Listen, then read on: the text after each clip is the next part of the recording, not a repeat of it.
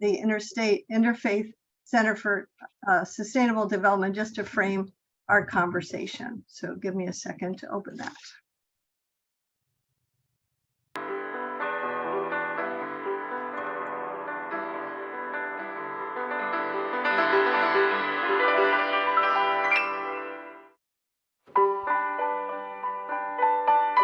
We're part of the earth. A steward of creation. We have only one home. The concern about environment is the question of our survival. We're dependent. We're rooted on the earth. God planted the first human being in the garden. To be a steward of creation. La'ovda ulashomra, to serve and conserve it. The Quran directly gives me the responsibility. I think in the English translation you would say stewardship as Khalifa. Care and compassion for all others around us.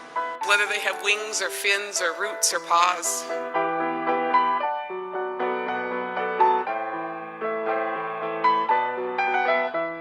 So it's called stewards on earth. We can all make a difference. What is needed to bring the transformation? If we can change our thoughts, Inner change. the quality of our actions changes. Not me, not few hundred people. We're part of the earth. Nearly 7 billion human beings' survival. And there's no better time than now.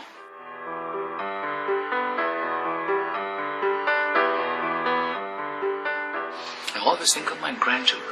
We have the responsibility of thinking long term about where it is that we are going. The life of the future generations. 50 years from now, 100 years from now, 7 generations from now. What kind of world are we leaving them? To whom we owe this planet. Love one another and preserve forever this fragile planet. Harmony between the creator and creation.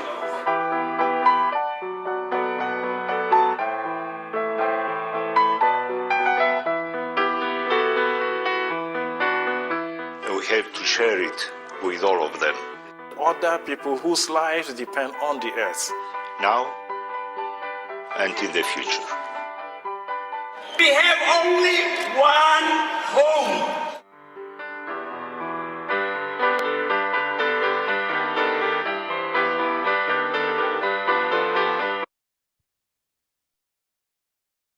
I wanted to ground that because those of you who weren't with us last time, I wanted to say that those of us in Concord Quarter and the Eco-Justice Collaborative are really hoping to ask all Friends institutions this year to start a process of committing to transforming our property, the land that we control, into one of these 3 certifications. And we hope other faith communities will do that as well. This series, to orient you, started on March 1st with a look at eco-friendly landscaping policies with a case study from Kendall Crosslands, the National Wildlife Federation certification program, specifically for what they call sacred grounds. And during this one, we're going to look at the Audubon bird-friendly certification, a case study from Gwynedd Meeting, and the nuts and bolts on how to register with the homegrown national parks. We have a 3rd session scheduled for June, which is going to look at protecting forests and woodlands through 2 Quaker initiatives, the Carbon Forest Project, and we'll have John and Joyce Monroe presenting, and a Cloud Forest Regeneration Project that I'm involved with in Veracruz in Mexico. And then during the summer, we hope all of you will either volunteer to host a tour or take advantage of tours that we expect will be sponsored all across the PYM region, which is New Jersey, Delaware, and Pennsylvania. And I hope if there are those of you who are not within PYM, consider hosting something yourself. So I want to review quickly what we'll do tonight. We're going to spend about a half hour listening to a presentation on the Audubon Bird Friendly certification. Then we'll have the pleasure of hearing about Paige Menton's experience visiting houses of worship around the country, and then a case study of Gwyned's stewardship journey. And then I'll close the program by just giving a little of the nuts and bolts of what it looks like when you actually register for the national park process, so that you're clear about what that looks like and won't feel intimidated by it. And then we'll just close with a reminder of what our next steps are. I want to say a little bit about the Audubon Society. Is different from the National Wildlife Federation. Audubon has offices or regional groups across the country. So I've chosen one from Arkansas because they had their bird conservation director do the program. I think he does a very clear job. And then we'll talk a little bit about what our regional offices are doing. So let me switch over to that video now. So, hello everybody, I am Dr. Dan Scheinman. I'm the Bird Conservation Director for Audubon, Arkansas, State Office of the National Audubon Society, nonprofit bird conservation organization. Bird Conservation Director is a fancy title for ornithologist, which is a fancy title for Birdman. And a lot of people call me Dr. Dan the Birdman. And I love birds, of course, and I also love gardening for birds. And in today's world, with so much going on around us, habitat loss, climate change, and now pandemics, it can just seem so overwhelming. Like, what can we do to help birds with all this stuff going on around the world? Well, I say we should make changes where we have control, which is our own yards. So how can we make our own yards and make things in our own lives more bird friendly? How can we make our space, our local environment, safer and healthier for birds? And right now it's spring migration, and there are millions of birds that are taking wing to go to their breeding grounds to the north, and they're starting to pass over our areas. And those birds need places to land and rest and refuel on their long journeys. And the birds that breed here need places to find food and shelter. The birds that winter here need those same resources. Our yards can be that haven for those migratory and even resident birds. But the problem is that birds have lost a lot of habitat over time, especially through urbanization. And I'll show you a series of maps here that show how housing density has changed over the decades, with red areas being dense urban areas. And over time, decade by decade, as our cities have expanded, we've been eating up what was once natural habitat or even productive farmland and replacing it with urban and suburban areas. Acre by acre, parcel by parcel, things have been changing. And this is where we are today. You can see that growth even in Arkansas. If you live in central Arkansas, you can see how it's one big urban corridor from Jacksonville to Benton to Maumelle, and probably spreading up to Cabot and Conway. And Northwest Arkansas is expanding so rapidly, one of my birding friends calls it Northwest Arkansas City. That growth is projected to increase even more.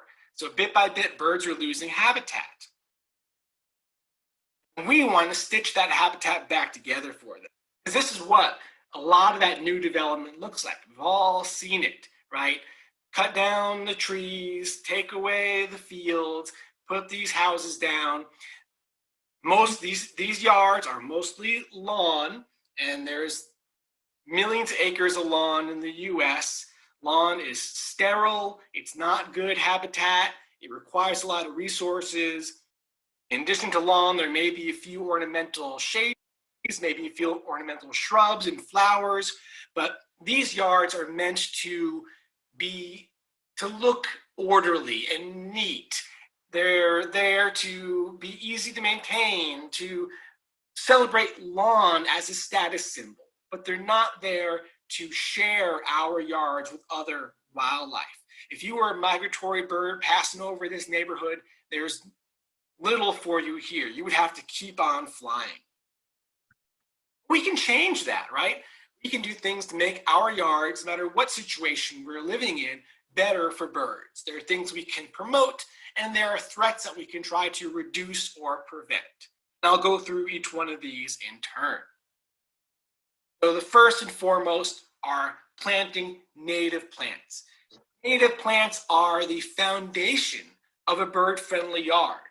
Native plants are the ones that were here before European settlement. Currently, this is the main criteria for choosing landscaping plants, especially in the newer developments. Mostly, is it pretty? Does it look nice in my yard? And as long as it looks nice and it will tolerate the soil, the moisture, the sunlight, I'll plant it, right? But we need to balance that scale and consider the ecological values as well, especially the food web values that the plants provide. And I would argue that native plants provide both ecological and decorative values. They look good and they are functional. And I don't just talk the talk, I plant the plant too. I have an all Arkansas native plant yard. Now, I will admit that I bought my house from an expert botanist, Theo Witzel, who works for Arkansas Natural Heritage Commission. He spent 8 years before me putting in native plants, converting it to an Arkansas native plant yard. But I've enjoyed the last 9 years maintaining that and adding to it over time. But I'm not saying that you need to, right now, root out all your ornamental plants and go so completely native. No, no, no. You want to transition. You want to go slowly over time. When you have a choice, choose natives. If a tree dies, replace it with a native. If a shrub dies, replace it with a native. If you're going to build a new garden bed, put natives in there, or plant natives interspersed with your ornamental plants. You've got roses and Rosa Sharons and zinnias you love, fine, keep them. But do include native plants in your yard and reduce that area that is in lawn and replace it with more garden beds. And in that way, we can each create a little patch of habitat for the birds and help to create these corridors that connect the birds on their long journeys. And the reason native plants are so valuable is that they provide food for the birds. And not just the fruits, the seeds, the nectar that birds have evolved to rely on, but especially the insects. The insects are really the key to native plants. And even more than birds, insects are tied to native plants. Specialization is the key with insects. Most insects can eat only one kind of plant or a limited number of plants. Think about the monarch. Sure, adult monarch butterflies can feed on non-native zinnias and butterfly bush and all sorts of things that we like to plant for them.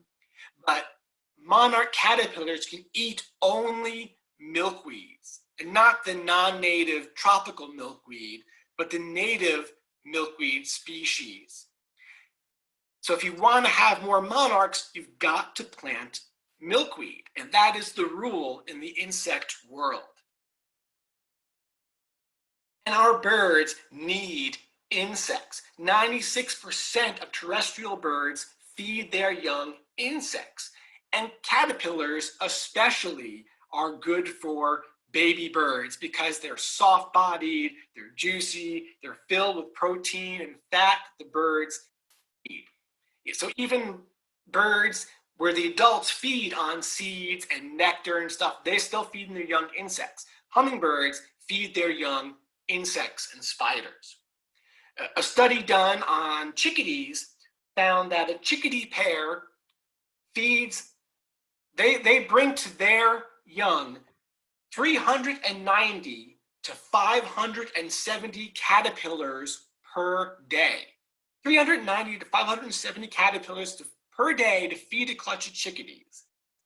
It takes 16 days to fledge the chickadees.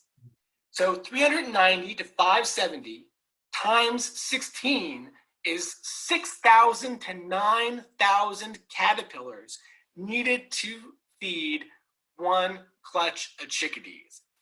And a chickadee can have multiple clutches in a season, and a chickadee is a tiny bird. Imagine how many caterpillars it takes to feed bigger birds like cardinals or blue jays or a pileated woodpecker. So native plants, again, harbor those insects the birds need. A study done on plants found that our native oak species in the genus Quercus, they support at least 537 species of caterpillars, whereas the non-native popular ornamental ginkgo supports only 4 species of caterpillars. So if you're a chickadee trying to find caterpillars to feed your young, the difference between an oak and a ginkgo can mean the difference between life and death for your baby birds. So if you really want to feed the birds, plant an oak, or generally plant native plants. If you want to learn more about planting native plants, if you're not convinced yet, or if you want to convince your friends and neighbors, I recommend 2 books. One is Bringing Nature Home by Doug Tallamy. He's a researcher at the University of Delaware, and he studied that link between insects, plants, and birds. And that's what his book is about, the science of that, written in a really understandable, relatable way. I really recommend this book. And then there's A New Garden Ethic by Benjamin Vogt. He makes the case more from an ethical, philosophical argument, how we are part of nature, not apart from nature. And it's our responsibility to help nature and to be a part of it and to bring nature to our yards by planting natives, and not only just planting one plant here and there, but actually he likes to promote planting prairies, so diverse ecosystems in our yards. If you want to know what native plants you can find or plant in your area, you can go to National Audubon Society's Plants for Birds website. There you can type your zip code into this finder, and it will give you a list of native plants recommended for your area, and also says which species of birds benefit from the plants. And then there's also resources where you can find native plants or get help from folks who are experts in native plants. So I'd recommend going to National Audubon's Plants for Birds page and checking that list out. So the flip side of planting natives is removing the invasive species. Again, if you've got some ornamentals you love, that's fine, but there are some invasives that are commonly found in our yards that are really nasty buggers. And they don't just stay in our yard, they get loose and they invade natural areas.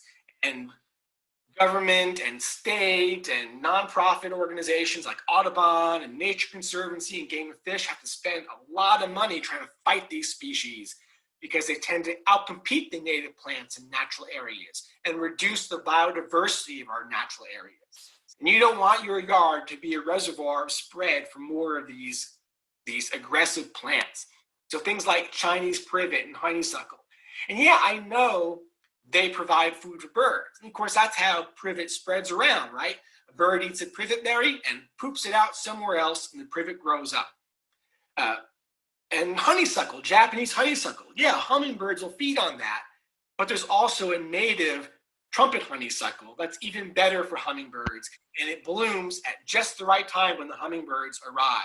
9 are in full flower right now, and the hummingbirds have just hit Arkansas. And then Nandina, yeah, birds will eat that too, but Nandina is poisonous for birds. It contains hydrogen cyanide. So if birds eat enough of it, they can be poisoned and die. And cedar waxwings are especially susceptible to this because they gorge on berries. You can cut your Nandina berry stalks off before they ripen. There's also Nandina varieties that don't have berries that are sterile, but still, why not rip that nandina out and put in a native shrub that's better for the birds and better for the insects? In addition to planting native plants, there's basic needs you can provide for birds. Shelter and nest sites. Birds need that if you want them to nest in your yard or seek shelter from the elements or predators. And again, native plants provide good cover for birds. There was a study done in the Northeast comparing birds nesting in native versus non-native shrubs. And it found that the birds nesting in non-native shrubs, they had lower nest success. It was easier for predators to find the nests in those non-native shrubs because the branching structure was more open, which exposed the nests to those predators. Snags, dead trees, dead parts of trees. If these are not an immediate threat to your house or your neighbor's property, leave them standing. Snags, of course, provide good perches for birds. And of course, there are places where woodpeckers nest. When woodpeckers are done nesting in them, then there's lots of other species that nest in cavities that take up nesting in woodpecker holes or nesting in the natural tree cavities in dead trees. Things like nuthatches and chickadees and titmice and great-crested flycatchers. And then, of course, there's all sorts of insects that are eating that dead wood, and that's why there are woodpeckers pecking on that wood. But there is heavy competition for natural wood nesting sites because of people's tendency to cut down standing dead trees. So the way to supplement that, of course, is through nest boxes. And there's lots of nest box plans out there, different size and shape boxes for different birds. Just be sure if you're going to put your nest box out that you protect the nest box from predators and that you have a way to open up the box so you can clean out the contents at the end of the breeding season. Leaf litter. Leaf litter is another great place for birds to forage. There's a lot of insects that hide in leaf litter. There are some insects that require leaf litter to overwinter. If you want to have insects coming up in the spring, you've got to leave your leaf litter there for the birds to find them. So here's an excuse to not rake, or at least rake less. What I do in my yard is, I'll mulch mow the leaves that are on my lawn, and I'll leave the leaves in the garden beds all winter long. And that not only provides places for the insects, it also protects the plant roots from the cold. And it provides nutrients for the soil, and it retains moisture, and it provides compost and protection from weeds, all sorts of benefits of leaf litter. And then come early spring, beginning of February, when the plants are just starting to pop up again, I'll rake that leaf litter out. Not all of it, but the heavy stuff. I'll leave a thin layer on the ground, again, to act as mulch and to provide nutrients for the plants and provide hiding places for the insects. And then I love to watch the wood thrushes, the brown thrashers, the white-throated sparrows, the towhees kicking around in that leaf litter looking for the insects.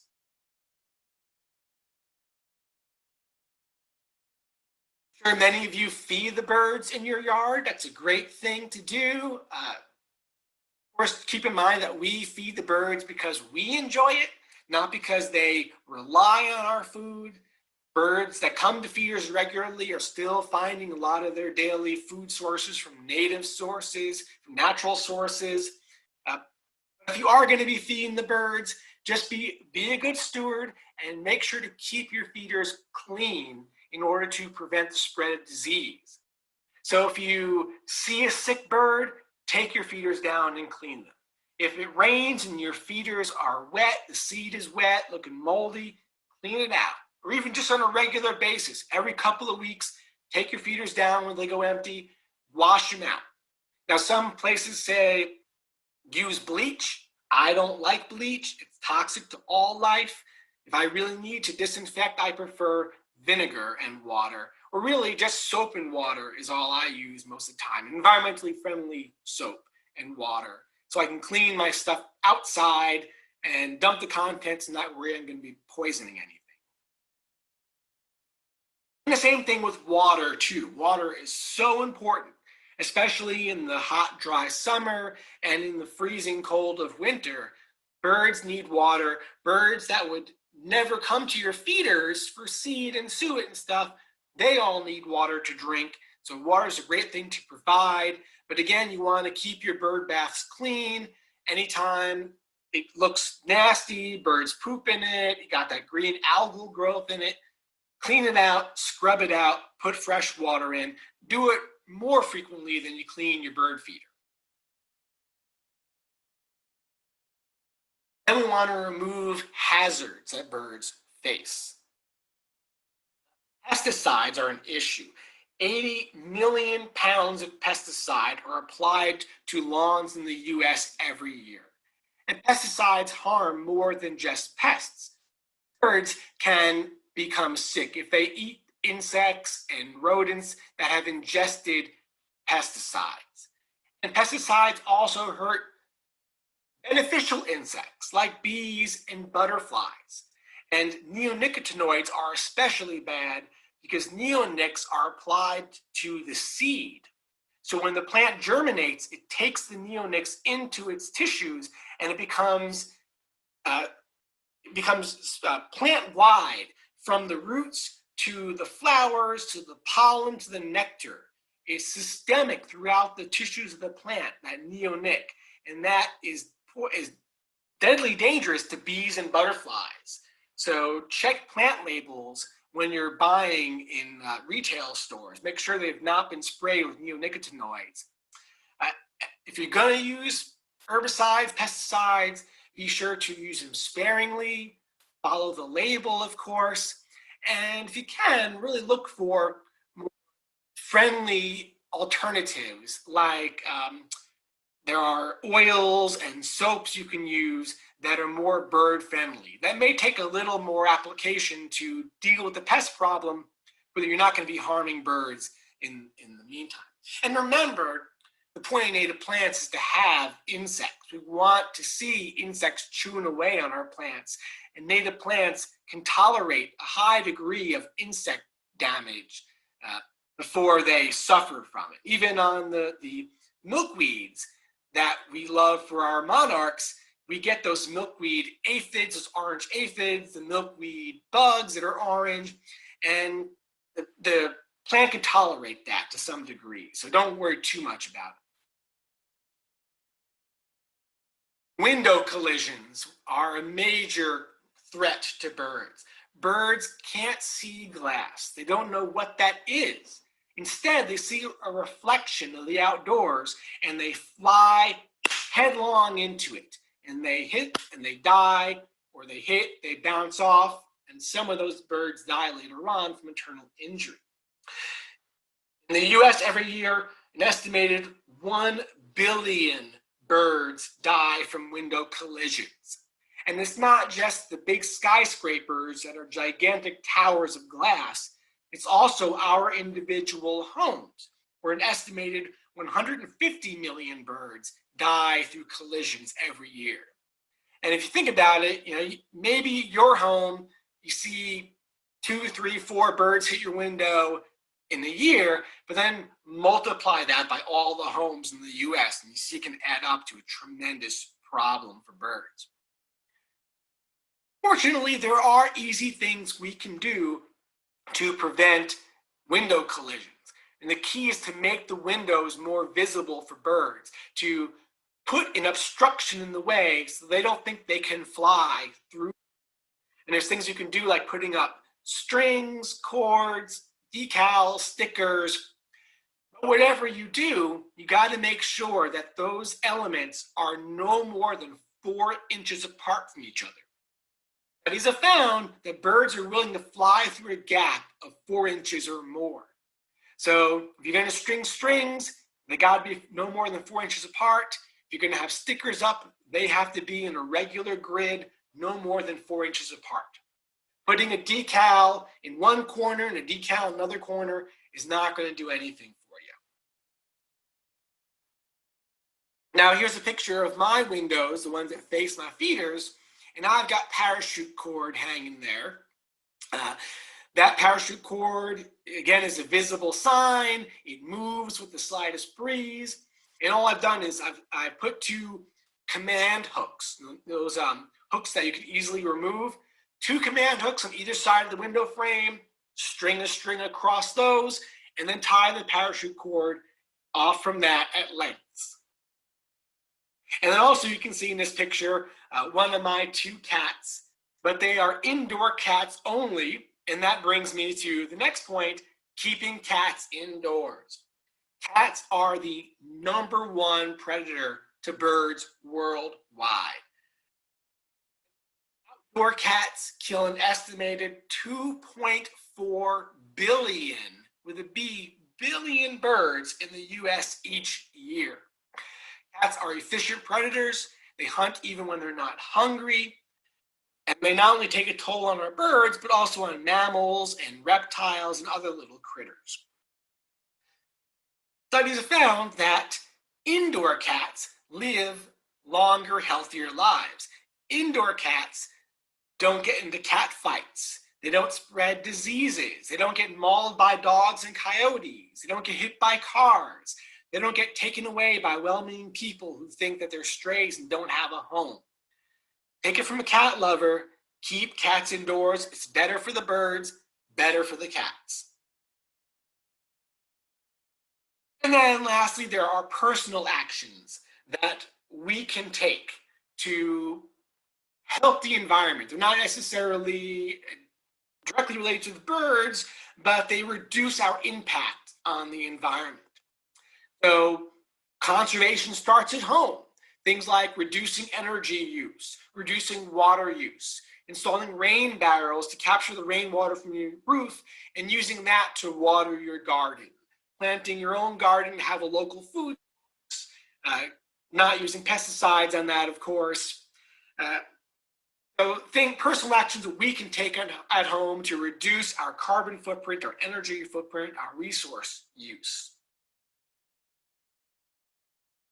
We can also make our bird watching count for the birds by participating in community science programs like the Great Backyard Bird Count and Audubon's Christmas Bird Count and eBird.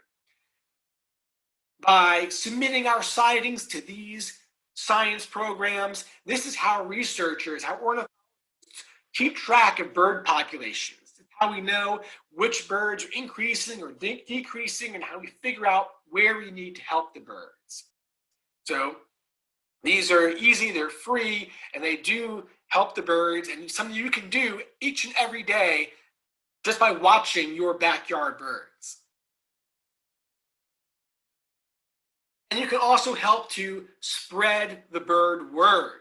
So now that you know more about native plants and making your yard bird friendly, and if you read Benjamin Vogt's book and Doug Tallamy's book, help to share that with your friends and family. Tell them why you think they should make their yard more bird friendly and how they can go about doing that. And if you want a nice sign, a symbol that your yard is bird friendly, then I recommend signing up for the Bird Friendly Yard Certification Program from Audubon, Arkansas's sister organization, Arkansas Audubon Society.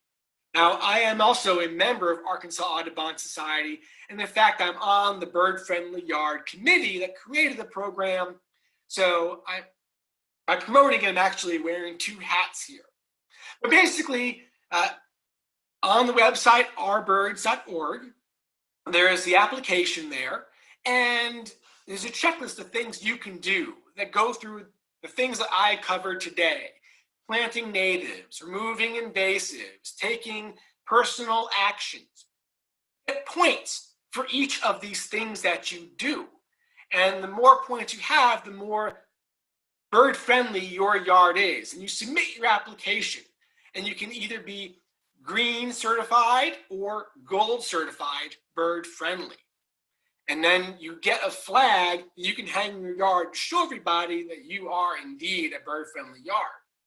But even if you don't have enough points yet to get the green or gold flag, but you want to start taking actions along that line, still submit your application. Let us know that you are on your way, and we'll send you that pink working to become bird-friendly yards so everyone knows what you're up to.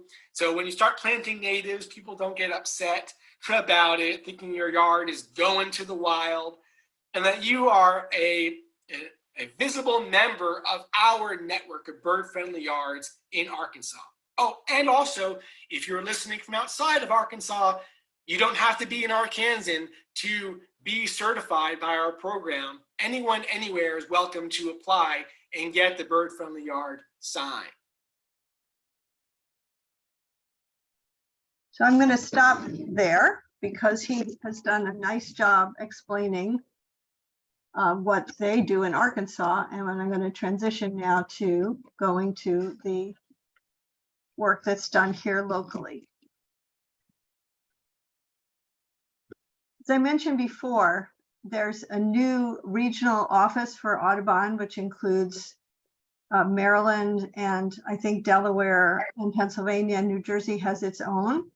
But they've just put together this short promo, which is only 3 minutes. I thought it's worth seeing since those of you who are on might share it with your congregations.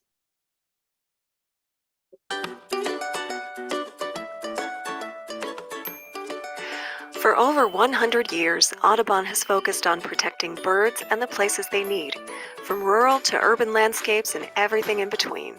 Our Bird-Friendly Communities programs emphasize cities and towns connecting neighbors to nature and communities to conservation opportunities. Each spring and each fall, hundreds of species migrate through our Atlantic Flyway, through your very community, and these birds, as well as the resident species we see year-round, are telling us they need our help.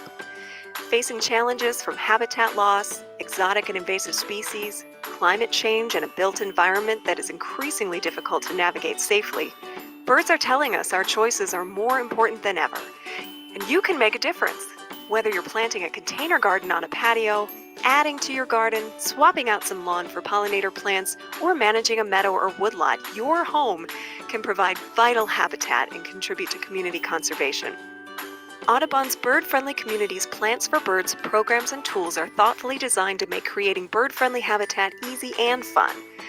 Our Native Plants database helps you create a customized list of native plants tailored for your zip code in just a few clicks. You can even sort your list by the types of plants you love and the birds you want to attract. And the Local Resources tab helps you find native plant retailers and Audubon chapters close to home.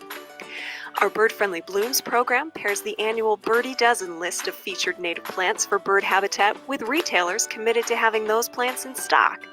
Just print it out and take it along to one of our Bird-Friendly Blooms partners. Each year, we add more retailers to the Native Plants database and the Bird-Friendly Blooms program, making it easier than ever to choose natives. Then take your bird-friendly efforts a step further by enrolling your home in the Bird-Friendly Habitat Recognition Program and joining a growing community of people across the region who garden with ecology in mind.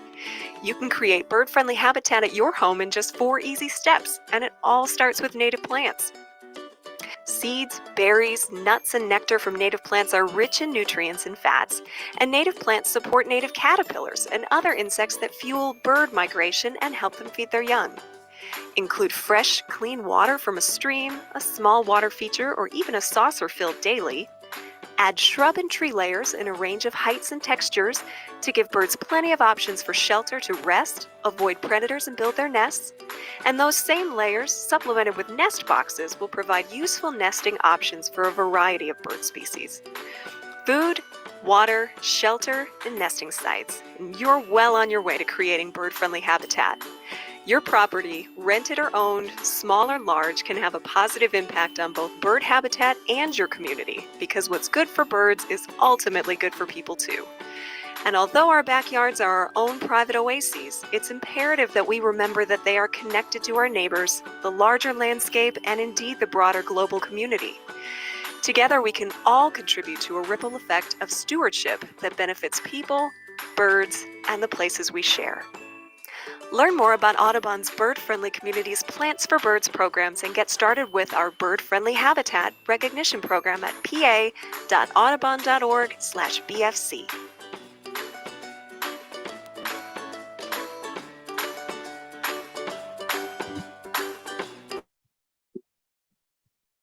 We've now been sitting for almost an hour, so I'd like everybody just to take a second and stretch their arms and twist, just to give yourself a little brain break here. And we're going to shift and transition to welcoming a person live on screen. And I'm really grateful to have Paige here today. She's a member of Plymouth Monthly Meeting and a caretaker at Gwinnett Meeting. She's a teacher, a gardener, a poet. She's been growing flowers and food for over 20 years and has a permaculture design certification. She founded something called Journey Work, which I think we'll hear something about, in 2022. And she did that, I think, from the place that we all want to start this work, which was to provide hope and energy and a way to respond to climate change together. She's just published a children's book I'm excited to get a hold of for my grandchildren called She Held Her Breath in Awe, which is the story of Maria Sibylla Marion, an early scientist who we can learn more about. So welcome, Paige. I'm going to invite you to share your screen. Thank you, Paula. And thank you all for coming this evening. My presentation is going to have sort of 4 parts. And I'm going to share my screen now and start to show them. Let's see. Okay, so I'm going to talk a little bit about this trip that I took to Alabama and Alabama's ecology. And I went to Alabama because that's where I'm from. And I'll explain that a little bit about why I went and the meetings that I saw along the way. Then I'll talk some about what we are doing at Gwinnett with our land restoration projects, and then a little bit about Journey Work, the organization that Paula mentioned. So my journey on this began in, well, this part of the journey anyway, began with seeing David Attenborough's movie, A Life on Our Planet, in the fall of 2019. And I saw this film for me as a call to action about dealing with a climate crisis and what I could do. And so I decided that I was going to walk to Alabama as my response. And I was going to talk to people along the way and ask them about their fond memories of the natural world. And that way I would start to understand different points of view. And so I started to think about that trip. And then that was in February of 2020. And then there was March of 2020. And so it got postponed. But in the meantime, at the beginning of the pandemic, Gwinnett formed an ad hoc site committee and worked with a firm named Roof Meadow to come up with a landscape master plan. And so I was involved on the committee that worked on that. And so a year later, when I thought about taking this trip again, I was really, my goals for it had changed such that I wanted to really understand the stewardship ideas that other meetings had along the way to Alabama. So I no longer needed to walk, which was a relief to my family. It seemed to make more sense to drive so that I could really spend time at these meetings along the way. So I traveled to 7 different meetings. And so my goals were now learning about the Quaker communities along the way, and how they steward their land, to better understand the ecology of the place that formed me in Alabama. And still, I wanted to ask total strangers about their feelings for the natural world. And the way, I forgot to mention this, the original plan was that once I got to Alabama, I was going to go door to door and ask people, because that's something I liked to do when I was a kid and a teenager, was go door to door. And so I was going to go to, so I still went with that idea, and I walked door to door. So, so I ended up going to 7 different meetings along the way, and they included Lancaster Friends meeting, Third Haven Friends meeting, and then once I got to Alabama, Birmingham Friends meeting, and Fairhope Friends in South Alabama near Mobile and Fairhope. So in Birmingham, specifically in Hoover, the suburb I grew up in, I did walk door to door for a few days of a week. And these are some of the places I walked. And I ended up finding that a lot of people aren't home when you walk door to door, knock on a lot of doors. And but what I really came away with was it was kind of more of a walking meditation about how private land is, how we use it, and how in Alabama in particular, most of the land is private. 95% of the land in Alabama is privately owned. It is the worst of the southern states for publicly owned land. It's less than 5%. So, so I did a lot of thinking about that. And I also took time before I got to Birmingham, and once I was in Birmingham, it was really important to me as I went on down to Fairhope and then afterwards to really get as much of the ecology of Alabama as I could cram into the trip. So these are pictures from Moss Rock Preserve, which is in Hoover. It's actually down the street from my middle school, which we didn't know about at all. It wasn't a preserve when I was in middle school. It's 350 acres. It has a glade with rare species of plants. And then going south, this is near Mobile. This is a pitcher plant bog, which is pitcher plants coexist nicely with longleaf pine. These are images from Dauphin Island off the coast of Mobile. And this illuminated, when I was in South Alabama, I got a lot of information about the biodiversity of Alabama from a book by Ben Raines called America's Last Amazon. And a big takeaway from the trip for me was about the biodiversity of Alabama, that it is one of the most biodiverse states in the country, 5th in terms of biodiversity, and #1 in certain species. It's or in certain groups. It's #1 for freshwater fish species. It's #1 for mussels. It's #1 for crayfish. It's an amazingly rich place. This was another pitcher plant bog, and that is the longleaf pine that I was telling you about. This is a glade outside. It's in along the Cahaba River outside of Birmingham.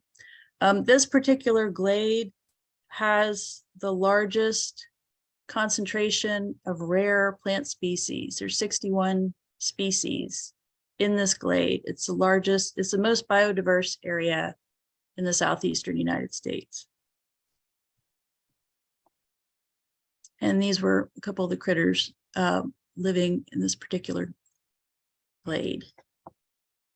So after visiting these meetings, I kind of thought about the things that are going on generally across where I visited. The land is taken care of by a land use committee or a garden committee. And the meetings that some of the meetings that I went to had environmental concerns committees, but they weren't usually the same people as the grounds and the garden. They weren't put together. Some of the meetings had caretakers, and generally the grounds were taken care of through work days once or twice a year. There were different kinds of gardens that meetings had, with not necessarily native species, but they serve purposes like being peace gardens or meditation gardens. I think the big concern across all the meetings that I went to, whether they had 4 acres or just front and backyard, was about a smaller membership, the costs of transitioning landscape to anything other than what they already have, and the ongoing maintenance of it.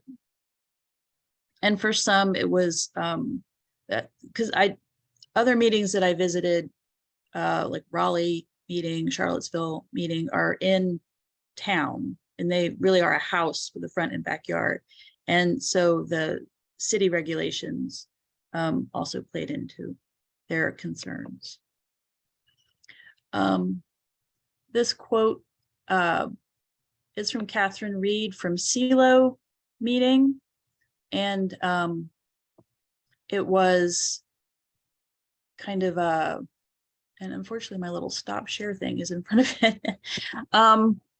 So, but you can see the quote about the Quaker testimonies, and this notion of reciprocity that she talks about was part of the big of the takeaways that I took away from the trip, as far as thinking about stewarding the land in a way of thinking it as of an ecosystem, and the health of everything on it, and not just the maintenance for our benefit. So the opportunities that I took away, I'm sorry, I messed up the way anyway, a Zoom issue.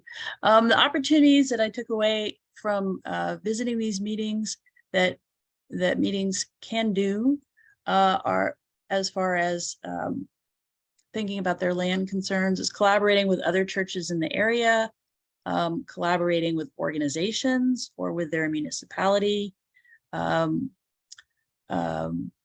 Third Haven Friends, for instance, was working with their municipality on a riparian corridor project, have members with expertise train others.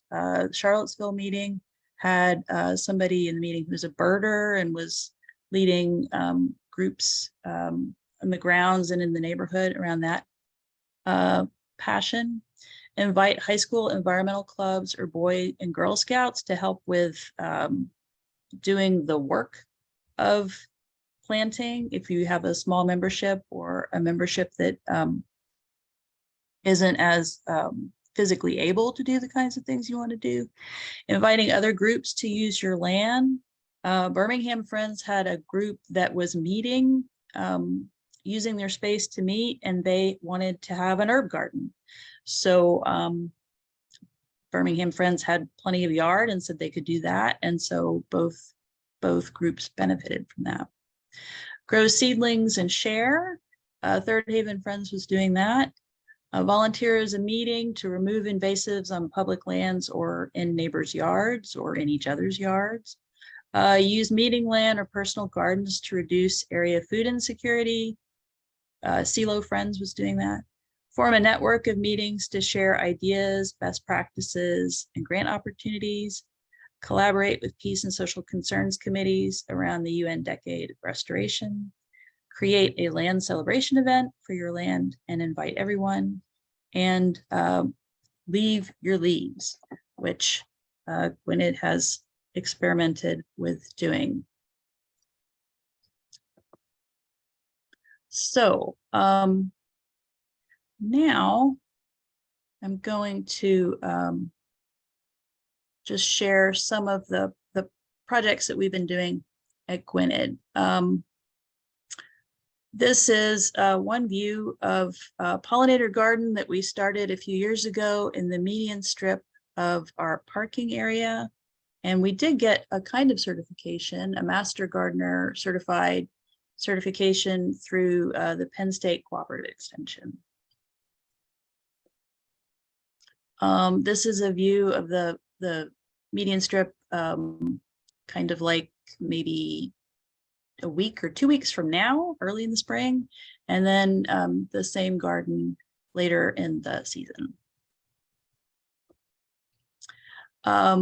So as part of the land plan that was designed with Roof Meadow, we installed, first we sheet mulched, which the folks in the picture where they're standing, we sheet mulched with cardboard and wood chips to create an area for a new community garden. And then Roof Meadow suggested that we could put a rain garden next to it. So we did.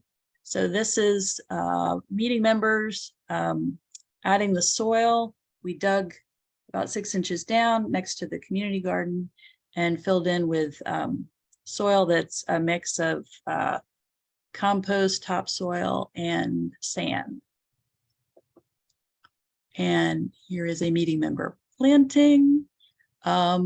This is how it looked at the beginning of planting. It's a combination of sedges and rushes and swamp milkweed and something else. Oh, cardinal flower. And this is just, these are images of the same place later in the season. And we planted zinnias just to hold, we had a little bit of a berm along the edge. So we planted zinnias along the edge.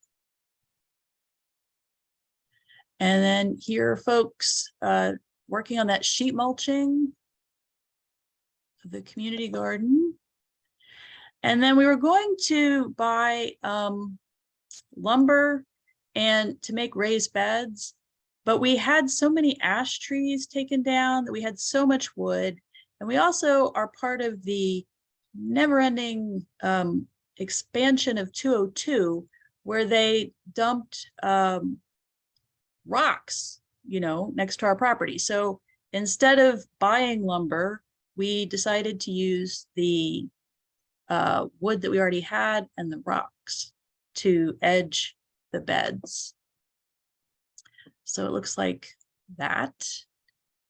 And then we had deer fencing around it. We have quite an active community of deer in this field. Another thing that we did last year is we tried out No Mow May. And this is kind of looking at some of the native flowers that came in. We had fleabane and golden ragwort. We have blue-eyed grass. So for early pollinators, by leaving the grass through May, we were able to provide more ecological benefit to that area. And we also had the experience of having the oak saplings that would normally be mowed down come up, and then we found them and we caged a few of them so that they could keep growing. Where we have empty spaces in garden beds or things that we decided to get rid of, and then maybe that were ornamental and plant native. We've added more native plants, and we picked up another kind of certification that our watershed was offering, where we completed a questionnaire about how we were watershed friendly. So we think it's valuable to have signage to let people know kind of more about why we're doing what we do. The picture on the right is over the winter, we worked on removing invasives, specifically burning bush and amber honeysuckle. So that's a pile of some of that, which was quite a bit. So, so the big thing that came out of my trip was the way that I would follow this leading was to found this organization called Journey Work. And I'll just say briefly what we do. We organize volunteers to help families, schools, and congregations replace their lawns with native plants. It was very much inspired by Doug Tallamy, and thinking about how to scale up his vision for lawns in yards being replaced with native plants at a rate that can build our climate resilience. And so that's the idea behind it. We help anyone with a lawn, including all 9 meetings in our quarter, which is what this is a picture of. We provide design guidance, help source plants, and help people install their gardens. We are like the Wissahickon Restoration Volunteers for private land. One of the first projects that we had was helping the 3rd grade class at Penn Charter.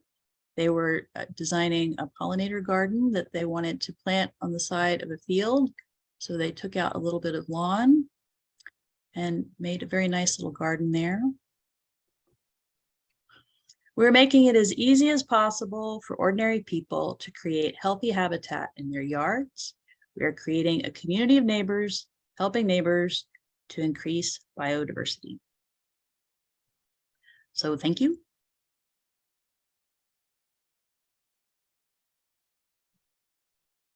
Thank you so much, Paige.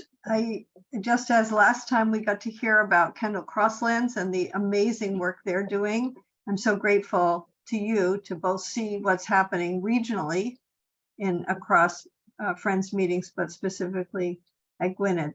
We have a little time, so we have about 10 minutes that we could do a Q&A before I close with some information about how you, yes, you, can register your home and meeting, school, retirement community, cemetery, or anything else you can think of on the Homegrown National Park registration page.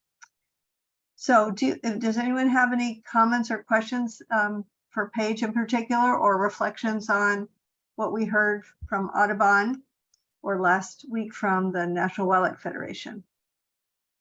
I can't see everyone, so I'm going to ask for help from others if you have a hand up. If you can use the reaction option at the bottom of your screen, it might be easier for us to see your electronic hand raised.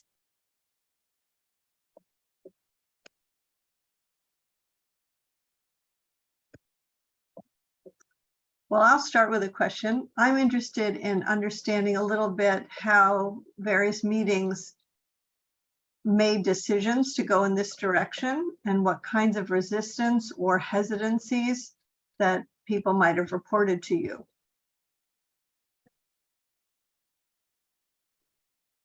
From the meetings that I visited? Yes, or any of your experiences around this work. What kinds of things keep people from moving forward?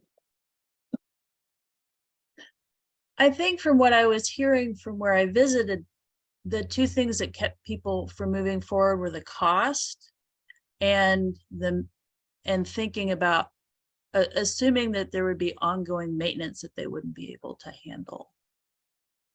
So I know at Plymouth, where I am a member, there is a concern because we're embarking on a project of reducing lawn, start in two areas of the property. And there have been concerns lifted about the ongoing maintenance, but we're also faced with an increasingly costly mowing fee annually, and that's ongoing maintenance. And is that sustainable? And so it's that kind of push and pull of those. What is maintenance? And there's going to be ongoing maintenance for anything. So thinking about the best use of our resources toward that end. Thank you. Daniel has his hand up. Yeah, I meant to ask about the maintenance question. I'm a member of the Radnor Township EAC, and we're championing lawns to meadows, and maintenance, I know, will be a big question from members of the community around us. As I understand, if a endemic plantings take hold, that they are naturally have a leg up on invasive species or even weeds to some extent, so that the maintenance becomes easier in terms of weeding as time goes on. Have you heard this yourself? I'm not sure that they always have a leg up on invasive species, but I think from what I understand, and we're gonna part of Ruth Meadows' plan is that there will be a meadow in part of the field at Gwinnett, so we're going to embark on this experiment as well. But my understanding is that that the meadow, if you think about it, in the 3 years that it takes to establish the meadow, you have the maintenance at the beginning and keep it. Once you get the invasive species out at the beginning in the first couple of years, then you've let the native plants reseed or otherwise spread. And if you plant densely in that meadow, then that you're just going to fill in the space. So that by the third year, you've crowded out the potential for the invasive species. Right. Okay. That's my hope. And then it's lower maintenance, because then you just have to mow it once a year instead of once a week. Right. And it's very critical that you choose the right species for the soil and the light conditions and water conditions, endemic species for your property. Right. So your group would advise on that, on those conditions and which species would be suitable? Because for example, my backyard has a lot of shade, clay soil, that just the water pools on the clay. So I'm going to jump in here and say, let Paige answer the question. Do you do that sort of thing? And then I'm going to turn it over to Ruth, so we have time for another question. Yes, we do. Okay, great. Thank you, Daniel. Ruth? You need to unmute. So I just wanted to share that we're in Harrisburg, which is a center of Pennsylvania, so to speak. And there is a lawn conversion program. There are 9 persons spread throughout the state who offer how to apply for grants. And there's a lot of money coming out this summer and fall through through Biden's induction plan, I guess, something. And so that's an opportunity. They help individuals, and they also give advice, with a plan. So I'm in touch with the woman who is serving Harrisburg area, and our meeting may consider utilizing that because we're looking for some grants. And because we're ready to put plants in for our pollinator garden. And we also have other areas of our property that we want to give access to all beings to feel at home. We have a beautiful red oak tree that is kind of a centerpiece of the front lawn. Thank you for that information. I'll reach out to you, and in the follow-up, I would be happy to send out that information to everyone. Okay. I see Rich and Shirley have a hand up, and then Dorothy, and then we'll wrap up this piece. Rich and Shirley? Sure. I just wanted to mention, and maybe Paige can respond to this. Our meeting had a tree fund that somebody had started years and years ago. So it only had $400 in it. So they gave a couple of us that $400 to go out and see if we could find some bird-friendly and bee-friendly plantings. We did some research and we decided that shrubs were probably the best way to go because they're fairly low maintenance. Shrubs, if you just get them started with water, usually the rain that comes during the season takes care of them. The berries that are in shrubs are helping birds at the end of the season. So we're checking that out.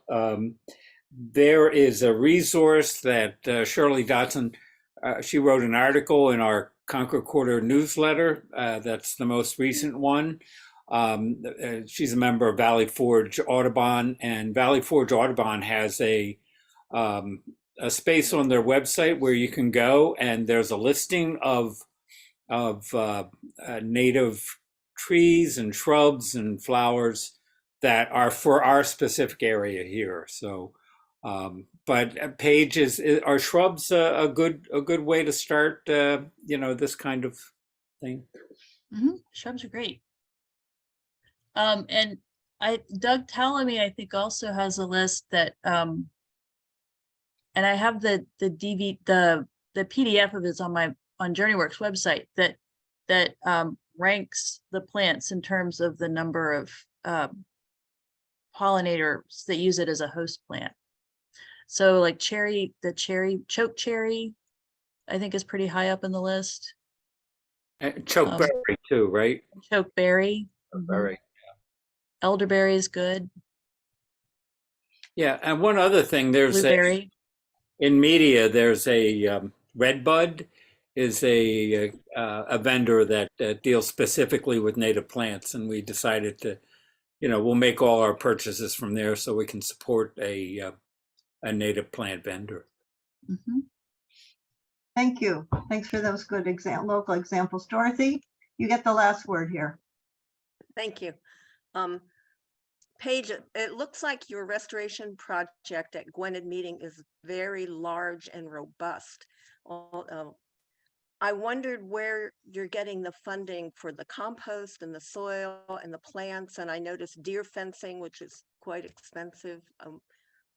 Where are you getting the funding for all of that?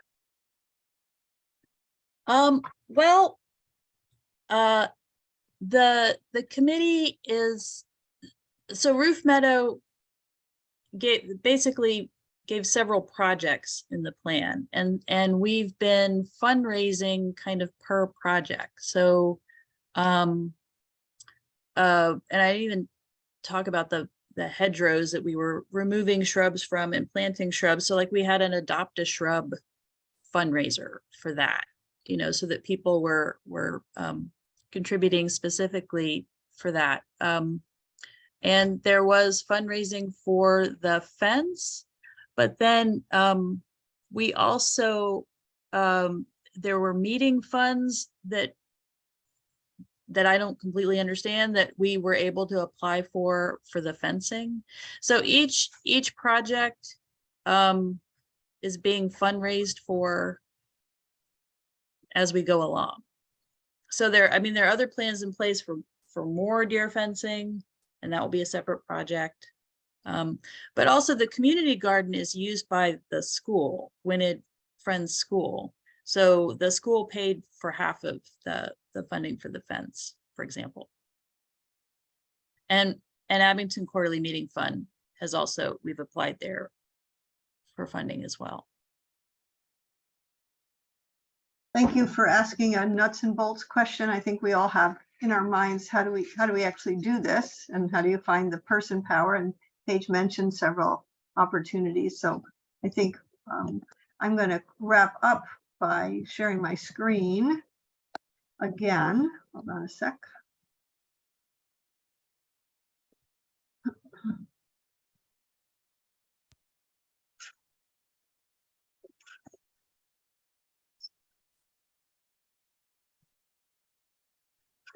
And thank you, Paige, again, for that. I do think it really helps to be inspired by some things you can actually see and imagine rather than just hypothesizing what that might look like.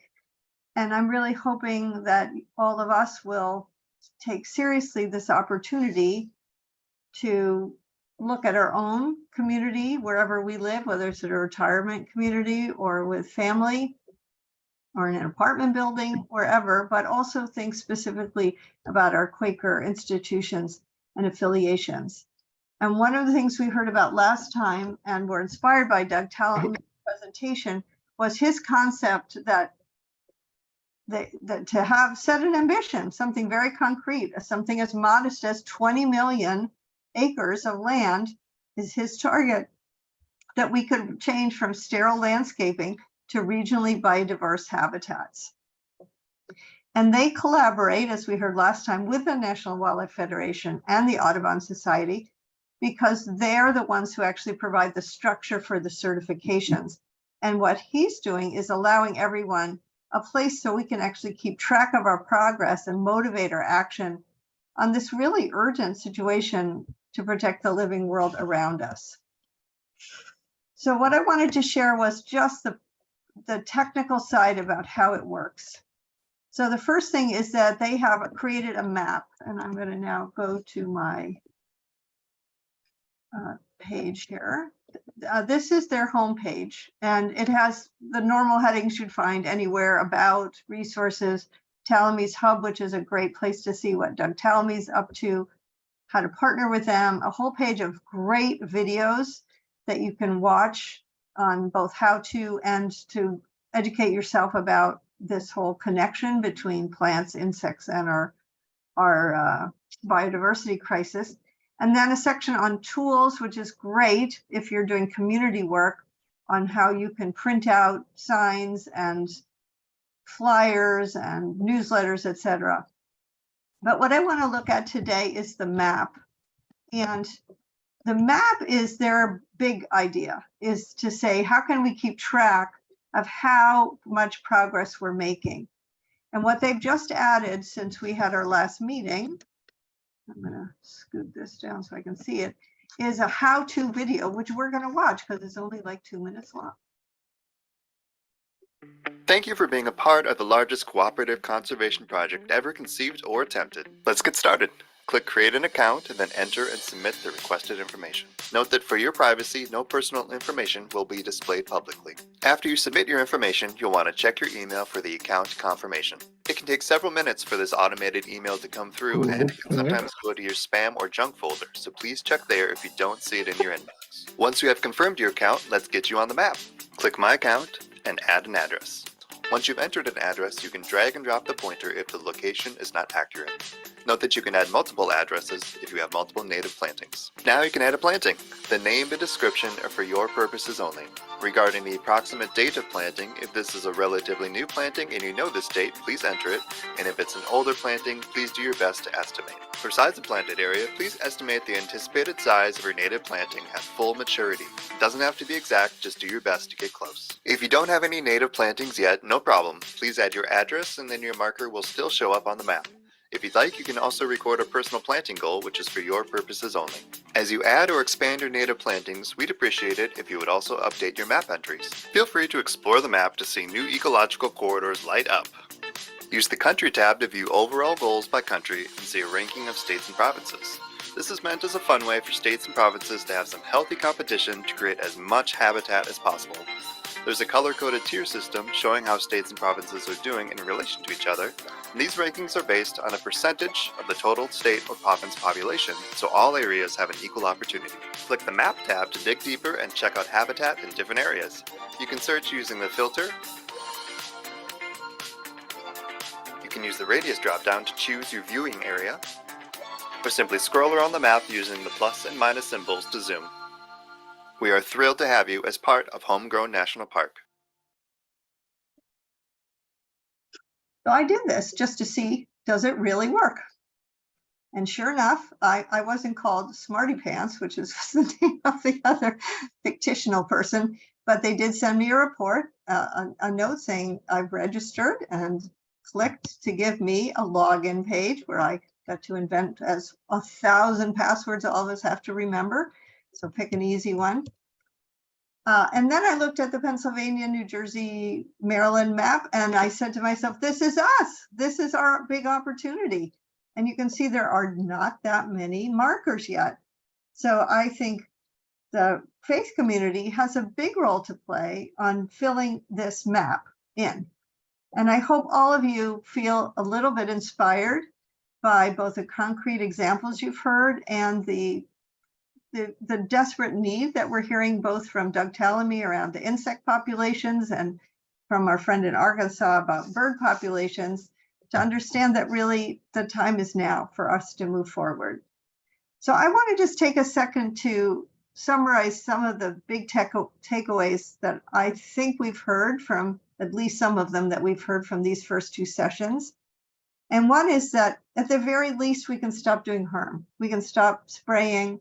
We can stop using, as soon as possible, electronic lawn equipment, etc.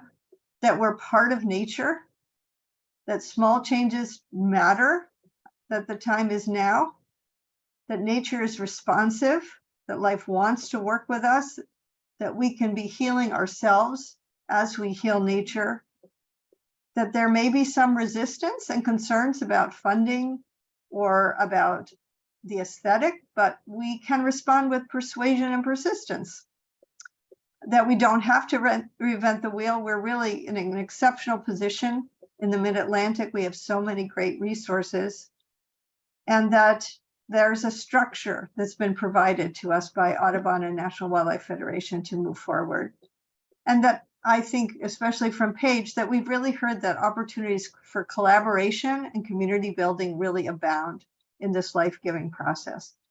Which takes us to the next step for us. For this series, we have one more formal program, which is about two Quaker initiatives for forest protection. One is the Carbon Forest Project that's been initiated by John and Joyce Monroe in the UNAMI meeting, and the Cloud Forest Regeneration Project that my husband and I, as teachers at Westtown, initiated 20 years ago. So you get an update about what does it look like 20 years later once you've tried to repair degraded land on June 7th. And then over the course of the summer and the fall, we hope that some of you will volunteer in your quarter or your part of the state, wherever you live, to organize a local tour. And it could be one facility. I'm counting on Gwynedd to offer something in your quarter. We're doing something in Concord Quarter on June 17th. So mark your calendars if you're interested. Birmingham Friends Meeting, which is obviously is a meeting house, and what they've chosen to do in a pretty rural area. And then Barclay Friends and Kendall to look at what can a retirement community do. And I'm really hoping any of you who live in other retirement communities, have friends in other retirement communities, will recruit folks to come and see those to get ideas for what you might bring back. So if you're willing to organize a visit, either during the summer or the fall, please contact me. I'll make sure you have my email later. And we'll make sure that anybody's tour gets put up on the PYM calendar and gets sent out with future mailings. So the close is just to say that the next step for us is to mail you recordings of the first and second workshops to share with other members of your meetings, families, communities, and a resource list, which is a work in progress, but it's more or less a high-level resource list of organizations and places where you can either get more information along the lines of the webinars we've seen tonight, or they're national or regional organizations that are really the premier research institutions, and we can really count on them to give us accurate information. So on behalf of the Eco Justice Collaborative of Philadelphia Yearly Meeting, the Concord Quarter Climate Action Working Group, the Chester County Interfaith Action Committee, the Westchester Green Team's Living Landscapes Committee, and the West Town Environmental Advisory Council, I really want to thank you for joining us tonight. And I look forward to hearing what choices you make to heal our relationship with nature. Thanks so much for being with us tonight. Thank you, Paige, Olivia, Ruth, for making this possible.